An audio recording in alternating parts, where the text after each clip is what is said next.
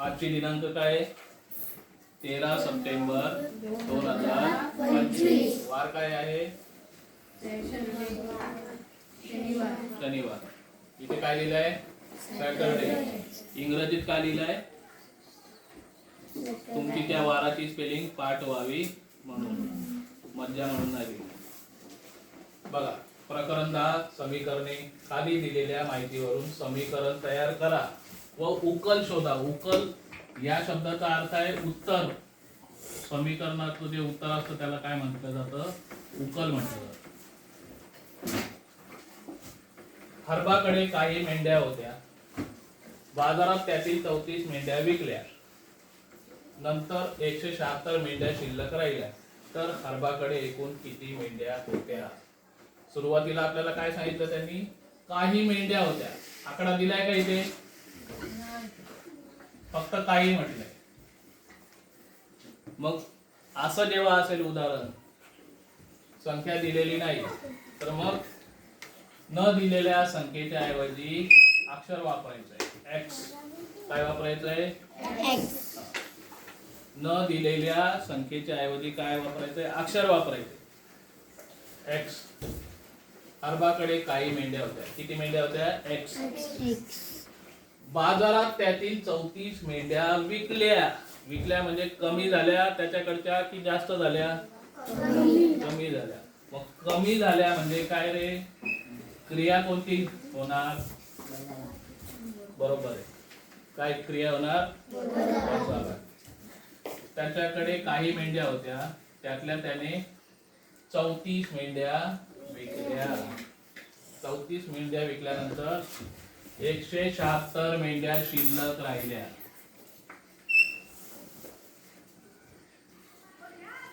अशी मांडणी. त्याच्याकडे काही मेंढ्या होत्या, त्यातल्या 34 विकल्या म्हणजे 34 कमी होतील. कमी होतील म्हणजे वजाबाकी होईल.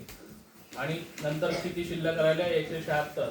म्हणजे बरोबर शिल्लक राहिल्या 176. आता हे झालं समीकरण. ठीक आहे, बरोबर लिहिलंय का मी?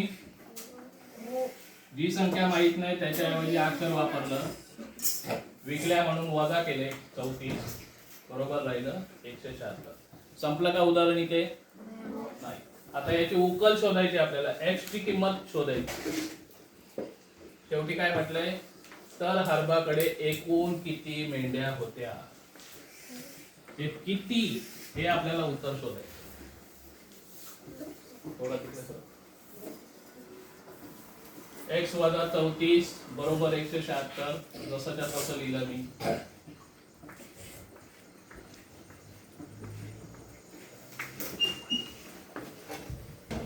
आता इथे वजाबाकीचं चिन्ह आहे.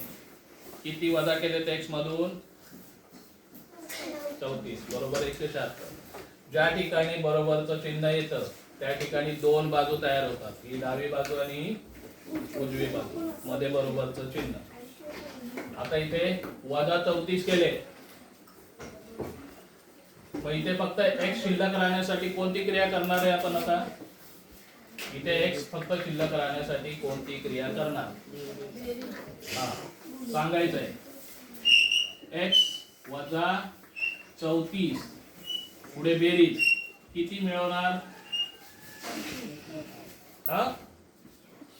किती?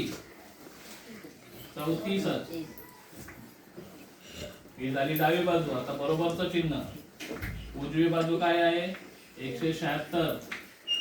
त्याच्यात किती मिळवणार? 34. लक्षात ठेवायचंय, डाव्या बाजूला जी काही क्रिया केली तीच क्रिया उजव्या बाजूला करायची आहे. आता वजा 34 अधिक 34 गेले. किती राहतील शिल्लक? शिल्लक किती राहतील? 34च्या जागेवर किती शिल्लक राहतील? 1 राहील. 1 राहील म्हणजे काय? एक्स. आता बरोबरचं चिन्ह. ही संख्या गेली, ही संख्या गेली. इथला एक्स इथे घेतला. हे बरोबरचं चिन्ह इथे घेतलं. आता काय करणार? 176 मध्ये 34 मिळवणार. आर्यन 6 मध्ये 4 मिळवले. किती झाले रे? 10. 0. आजच्याला 1. 3 आणि 1 4. 4 आणि 7 11 एककात 1 अक्षराला 1. आता इथे तिसरी संख्या नाहीये 1 आणि 1 आली का संख्या त्याच्याकडे एकूण किती होत्या 210 त्यातल्या किती विकल्या 34 किती शिल्लक राहिल्या 176. लक्षात आलं हे जे x ची किंमत जी काढली आहे याला म्हणतात समीकरणाची उकल अशा पद्धतीने ते लेखी उदाहरणं सोडवायची आहेत सोडवाल चला तर लागा कामाला